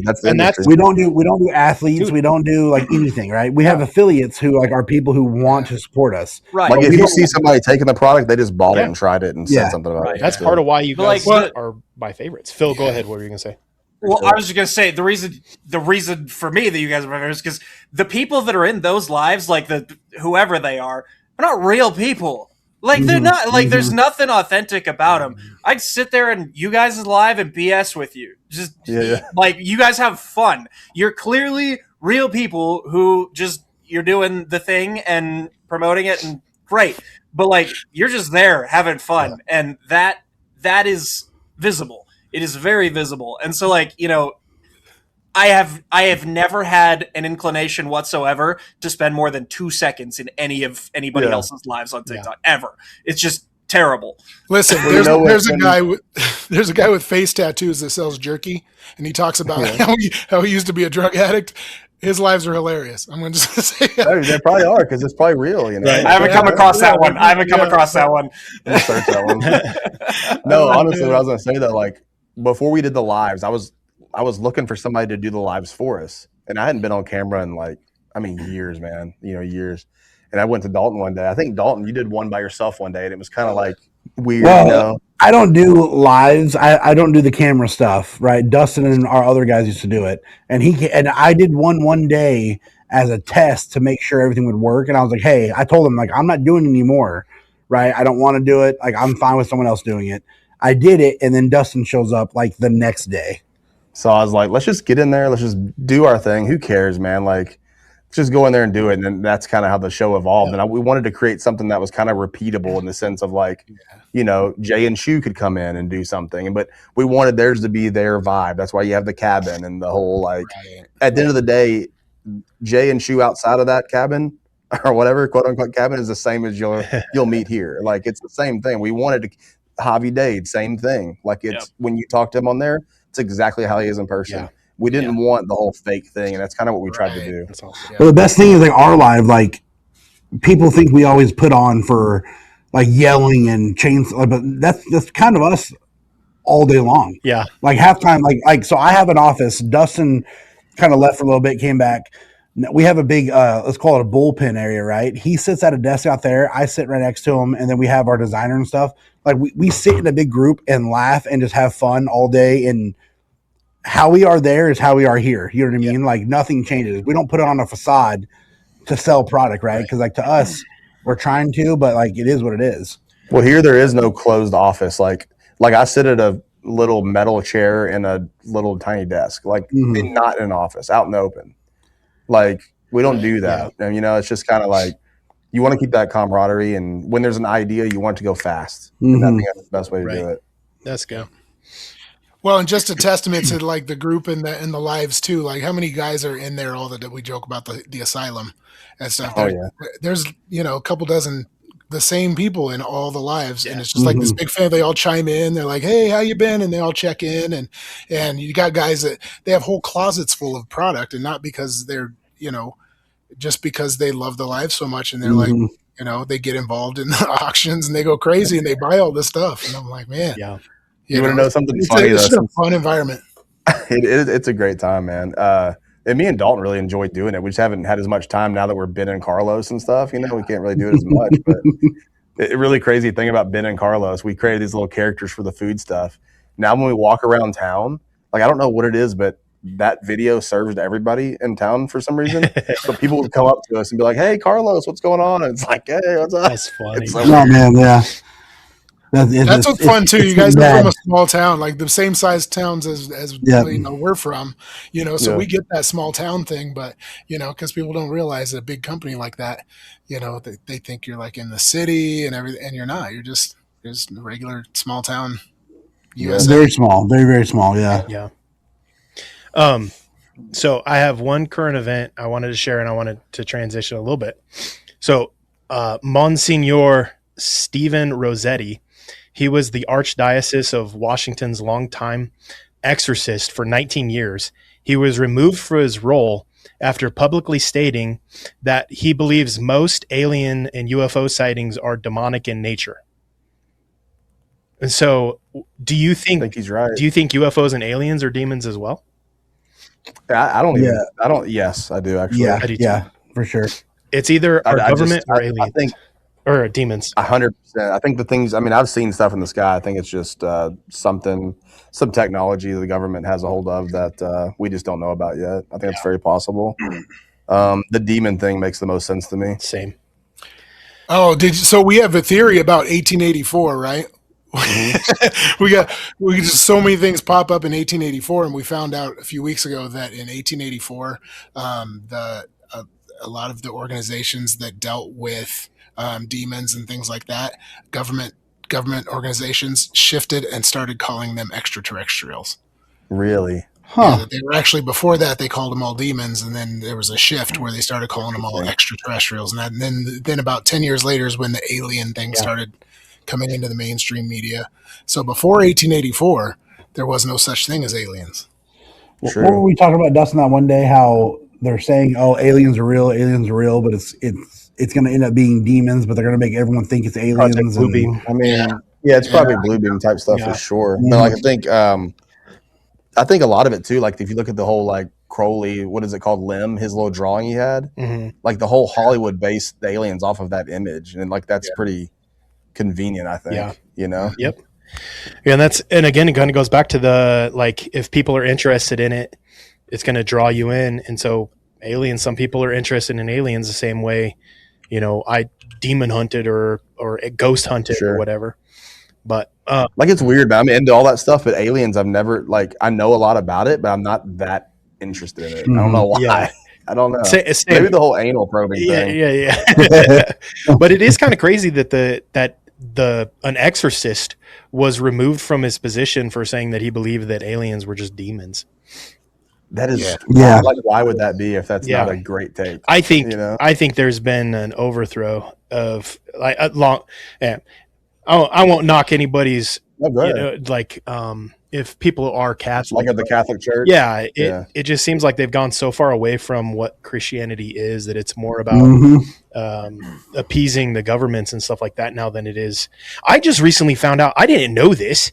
This is crazy to me, but I didn't know that the Holy Roman Empire fell in 1806. I thought it was like the year 600. Me too.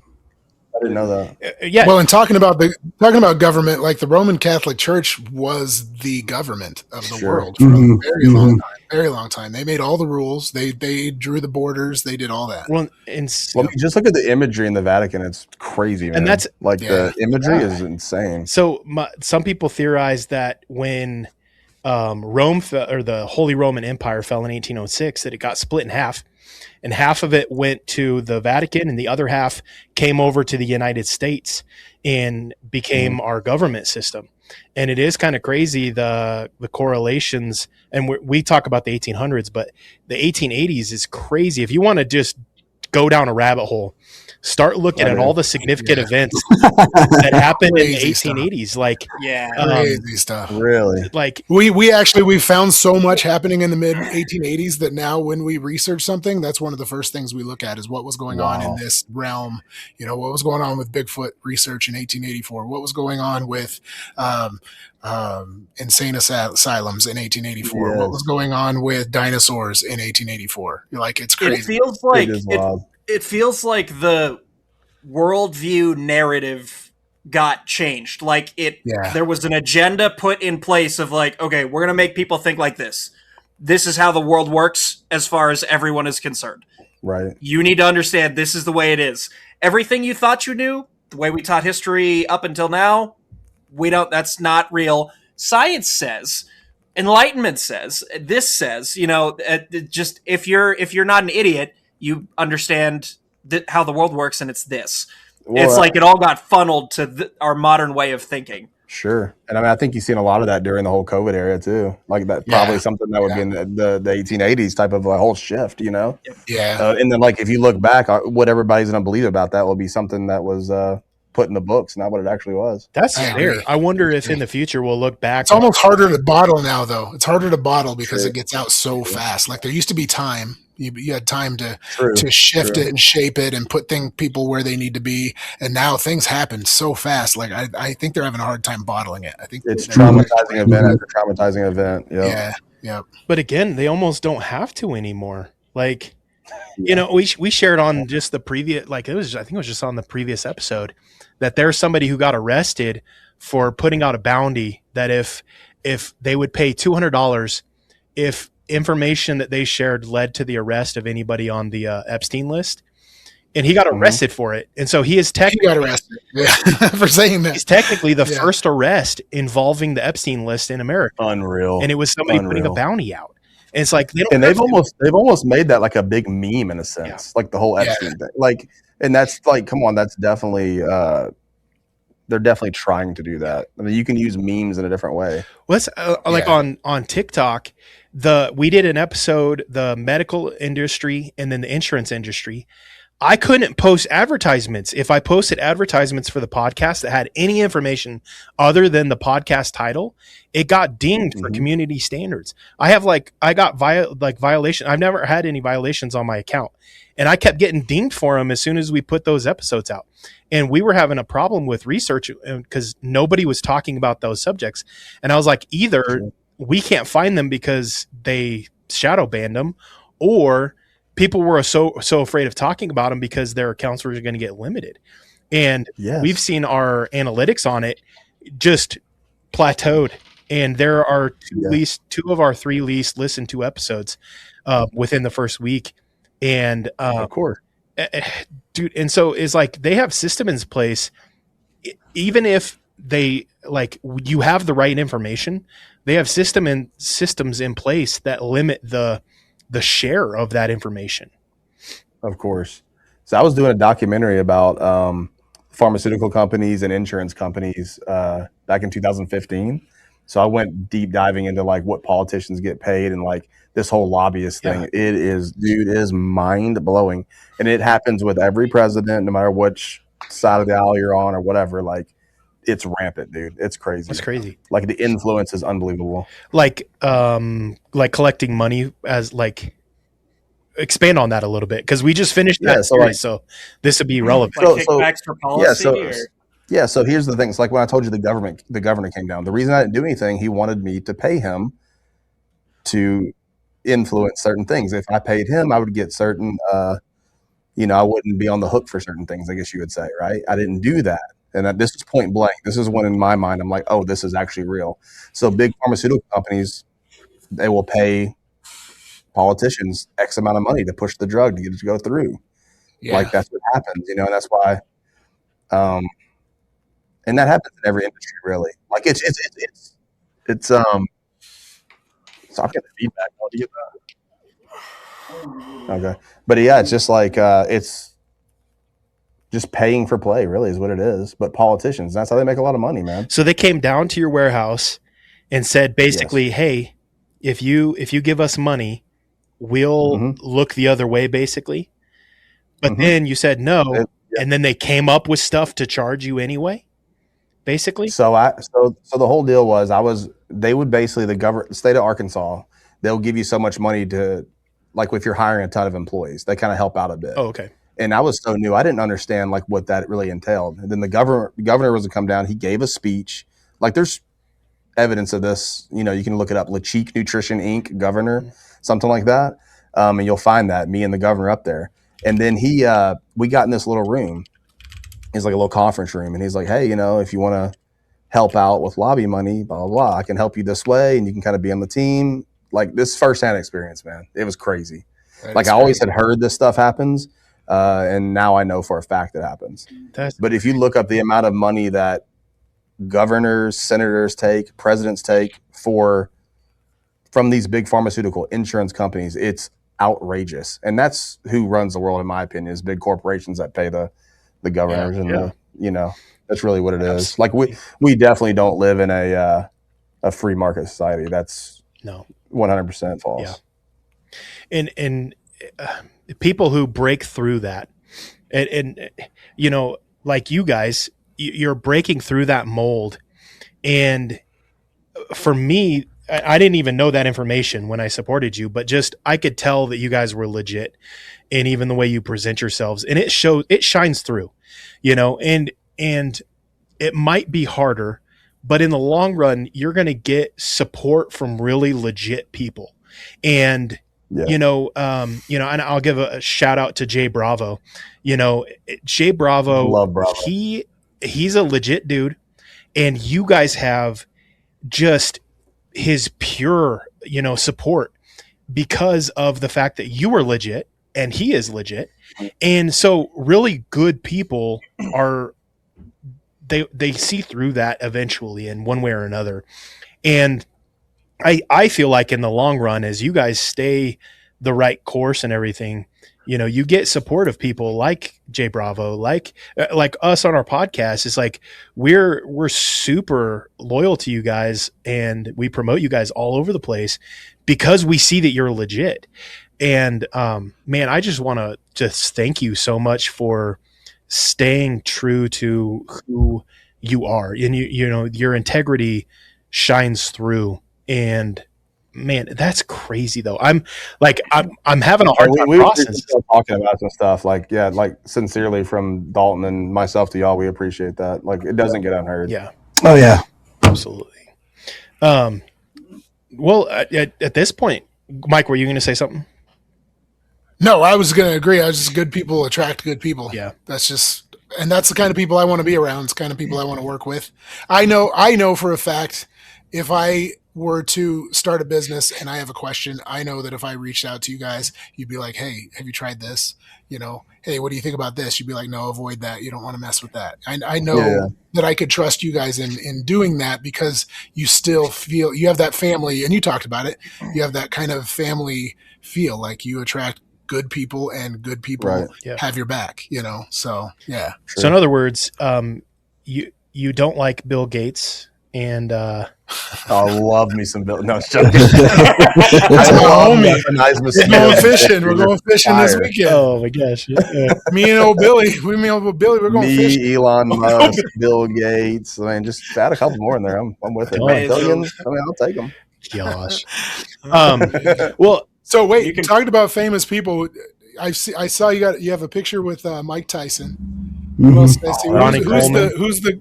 Ronnie Coleman. Who's the coolest in your eyes? Who's the coolest celebrity you've met? And then we'll go. Who our coolest celebrity is? The coolest celebrity? Probably not as cool. I mean, Ronnie Coleman's awesome. So I met him. I did a store event in Tulsa, Oklahoma, and he had a booth and I had a booth, and that's how I met him.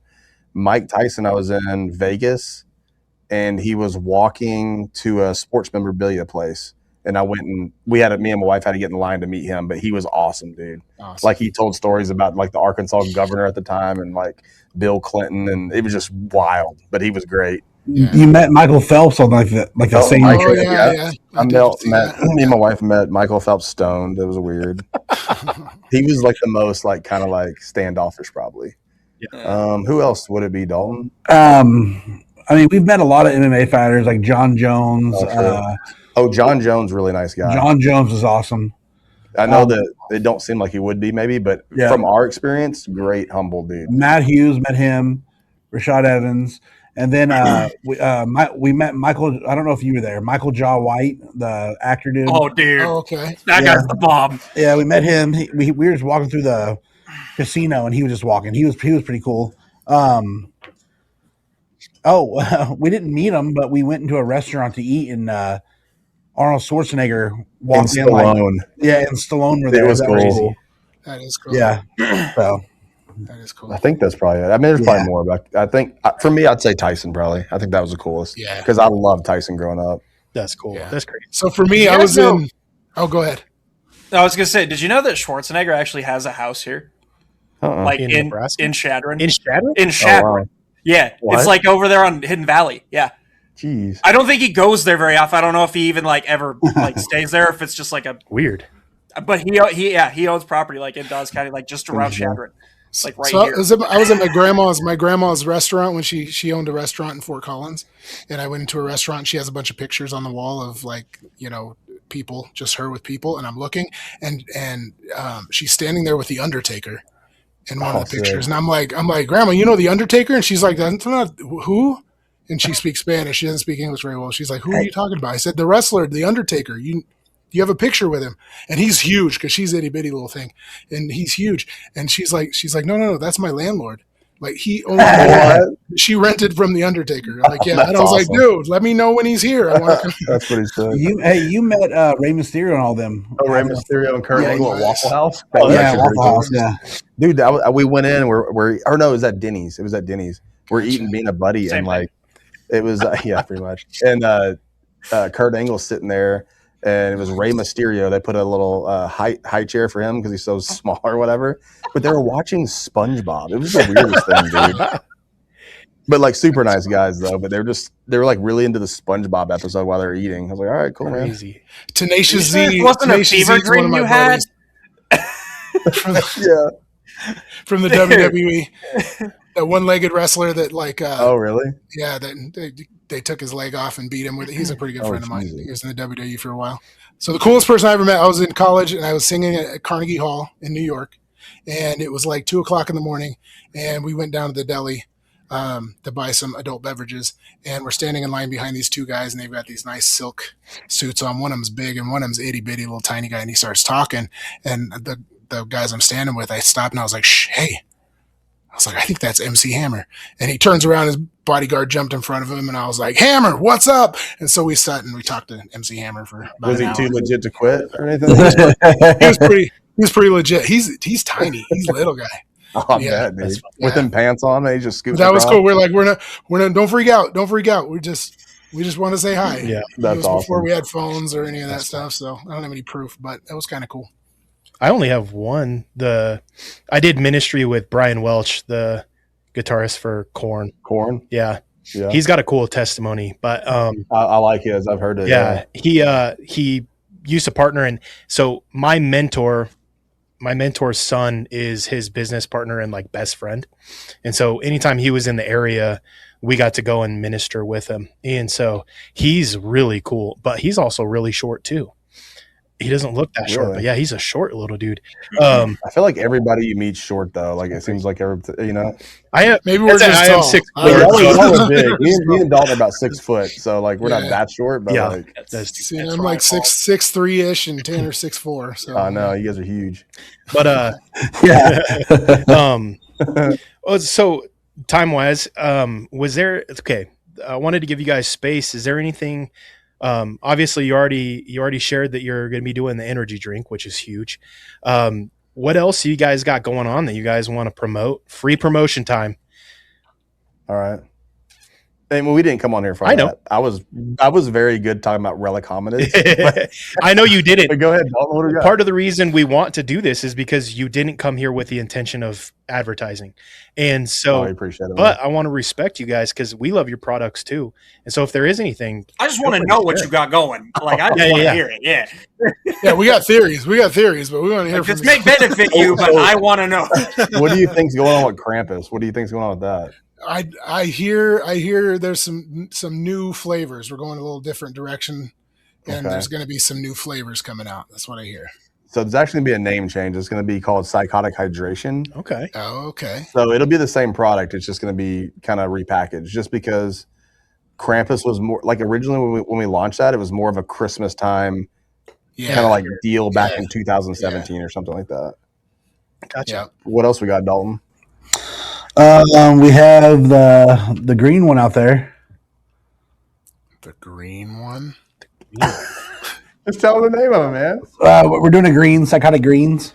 Ooh. Oh. So we have that coming out. I mean, we have a lot. I mean, how much? It's the Bigfoot podcast. How much? Tell them which one? everything. Okay. So psychotic greens. We got psychotic hydration. We have releasing next month Psycho Focus XR, which is going to be basically a flavor focus drink. Not geared towards gaming, but like, if you game, you drink it. I mean, just a good focus product. And then let's see here. We have Go ahead. the unicorn one. Oh, yeah, we have we used to have one called Unicorn Pre back in the day, and we've redone the entire thing, but it's Just when I think I've heard everything. Yeah. It's gonna look absolutely sick. We haven't released any pictures of it yet, but just a little insight. Like, it's a clear bottle with the label, but the label's also clear. And then we're doing custom scoops, custom lids to where, like, they're what would you call it, Dustin? The look of it. It has like an iridescent lid. It's like everything's custom about the product. I think it's our best looking product. best looking product we ever put out. Like, a lot of time has went into it, and you'd think like, why are you guys doing a unicorn product and putting so much time in it? We think, and it's not a prop blend, so I think it's really funny. Yeah. Like the non-prop blend police people will be like, oh my god. Yeah. That's awesome. Yeah. I think that's kind of We it. have NC-21 we're working on. That's wild. NC-21, yes. So we go rated R straight to NC-21. 21, dude. Yeah, That's yeah. only for 21 and older. It's red packaging. It looks sick, dude. Oh, that's a completely different look we've ever done too. We're doing a red bottle, red lid, red label. It looks sick too. So in other words, So I what should me and- save up a little bit and make sure I can. No, we're gonna send you one. We'll send yeah, you yeah, no, we'll get you guys a care package out. We had so we had when Javi was in here Friday. We've been taking everybody in. Like, Shu has his own flavor. Jason has his own flavor. Me and Dalton have our own flavor. Javi has his own flavor. Me and Dalton took them in there and flavored it with them. That's awesome. You know, we wanted to make sure they like it. And We let everyone kind of have their own help with flavoring it. So it's me and Dustin have one, Javi, Jay has one, Shu has one, and then Laney has one. So he's got his own flavor as well. And then we have a new guy, Lloyd, who might make an appearance eventually. That he has his own flavor as well. I think he follows me on TikTok. Yeah, real weird guy. Lamey's the wild card. Everybody knows about Lamey. DJ He just Giggles. hides in the shadows, man. Yeah. Lamey will not get out of the shadows. This guy. He sits here and listens to a podcast. Like, yeah. He's just in the drinking the juice box. And, I know he's an anomaly, man. He's secret. It's secret. Yeah. I love it. But okay, so as soon as we get done recording, I'll need you guys to stay on just for a minute to make sure everything uploads. Just so you know. But outside of that, was there anything cryptid or anything else you guys wanted to talk about? I want to respect your guys' time. No, I think we kind of went over everything. Man, I think so, man. I think we're good. Yeah. I mean, Down the road, if you guys want to be on the show again, man, just reach I was out. going to say, this was Yeah. the last episode. No. Like next time we go full in, there's no Insane Labs talk. We just go into some wild stuff. That'd be fun. that'd Next be time awesome. it'll be just Dustin We'll Dalton go joining to all talk code cryptids. names. We'll go all code Yeah. names. Nobody knows who you are. Hey, Ben All right, Gonzalez and Carlos. Carla. will be on. Yeah, there you go. Yeah. There you go. That's right. But that's like legit. If you guys do want to come on anything, like if you want to talk a specific topic that you want to cover for the whole episode and do it like traditional instead of it being more like us interviewing you kind of style, and you just want to join in the same way we do the show, you guys are legit. This is a free, open. Anytime we're going to talk about something that you want to talk about and you want to come on the show, or you have something that you want to talk about, like work it out with us. I will. Now that we've got this system, we figured this system, the StreamYard stuff, we figured it out so we could have you guys on the show.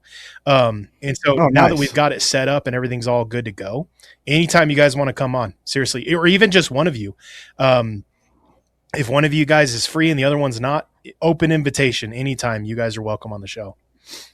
Cool. But yeah, and so with that, we want to say, we just ask our listeners, don't forget patreon.com/BA Bigfoot. Join the Discord.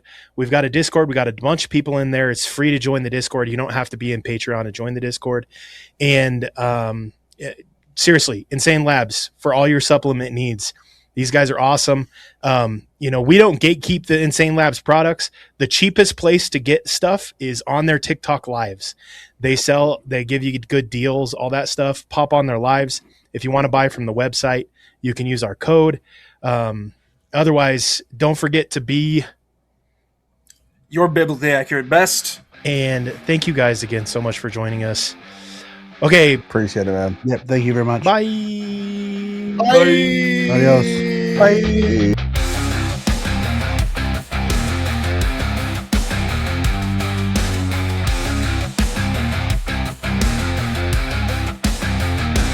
In the ancient days of giants, when the earth was wild and free, a creature roamed the valleys, cloaked in mystery.